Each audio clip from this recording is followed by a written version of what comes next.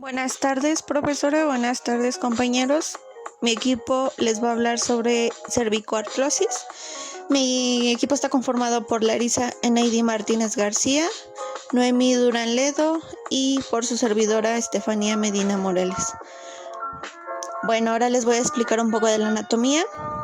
La columna vertebral o espina dorsal se va a extender desde el cráneo hasta la pelvis y se va a componer de 33 huesos individuales, los cuales estos se van a denominar vértebras. Las vértebras se van a apilar en un grupo sobre otro en 4 regiones.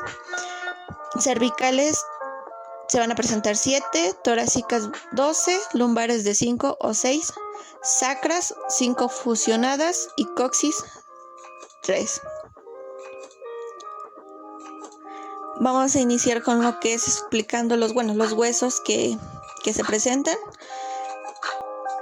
Vamos a tener en primer lugar que la columna cervical se va a subdividir en 2 partes: la región cervical superior de C1 y C2 y la inferior de C3 a C7. La C1 se denomina atlas y la C2 se denomina axis.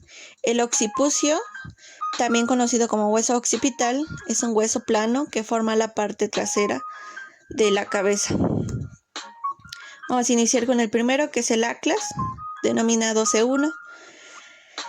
El atlas es la primera vértebra cervical y por eso se abrevia C1. Esta vértebra sostiene la cabeza, tiene un aspecto diferente al de otras vértebras. El atlas es un anillo óseo formado por 2 masas laterales unidas en las partes frontal y posterior por el arco anterior y el arco posterior. Vamos a ir con el siguiente, que es el axis C2.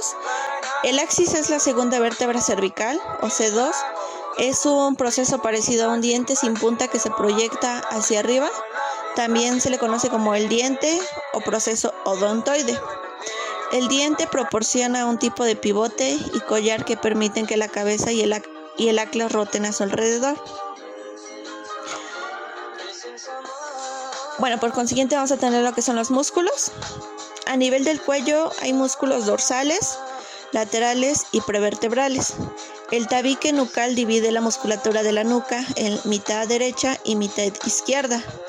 En primer lugar vamos a tener los músculos dorsales. Tras el tejido celular subcutáneo se encuentra el trapecio, fibras descendentes. Debajo del trapecio se encuentra el esplenio y lateralmente el elevador de la escápula. En esta imagen se puede mostrar se puede observar que se muestra el esplenio izquierdo, el elevador de la escápula izquierda y el trapecio derecho.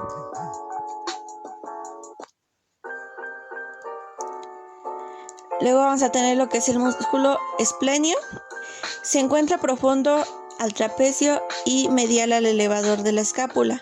Está envuelto por una expansión de la fascia. Tiene 2 porciones, el esplenio de la cabeza y el esplenio del cuello. El esplenio de la cabeza se origina en la apófisis espinosa de las últimas vértebras cervicales y primeras torácicas. Sus fibras ascienden hasta insertarse en las mastoides y por debajo de la línea nucal superior. El esplenio del cuello se origina en la apófisis espinosa de las vértebras torácicas y se queda en las apófisis transversas de la región cervical, sin llegar a la cabeza. Luego tenemos los que son los músculos cortos de la cabeza o suboccipitales. Vamos a tener el primero, que es el recto posterior menor. Es el más medial, va desde el tubérculo posterior del atlas a la parte más medial de la línea nucal inferior. Luego tenemos el recto posterior mayor, va desde la apófisis espinosa del axis a la parte más lateral de la línea nucal inferior. Por consiguiente tenemos el oblicuo superior, que va desde la apófisis transversa del atlas y se inserta entre las líneas nucales superior e inferior por encima del recto posterior mayor. Por último tenemos lo que es el oblicuo inferior.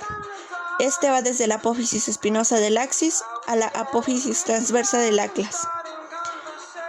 En esta imagen podemos observar el recto posterior mayor, el recto posterior menor, el oblicuo superior y el oblicuo inferior.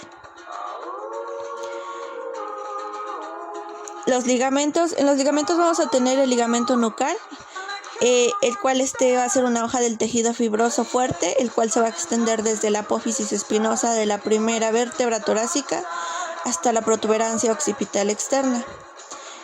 El segundo ligamento que tenemos va a ser el ligamento longitudinal anterior, el cual se va a extender en toda la longitud de la columna vertebral, uniendo la parte anterior de los cuerpos vertebrales. Termina aquí arriba en ese tubérculo sobre el arco del Atlas. Por último vamos a tener lo que es el ligamento longitudinal posterior. Es mucho más ancho y grueso. Aquí en el cuello, en la parte baja de la columna, la parte más alta de este ligamento tiene un nombre diferente, el tentorio. En esta imagen de corte sagital de la columna vertebral podemos observar lo que es el ligamento longitudinal anterior, el ligamento longitudinal posterior, el ligamento interespinoso y también podemos observar el ligamento amarillo y la dura madre. En los movimientos que va a realizar lo que es la columna vertebral cervical,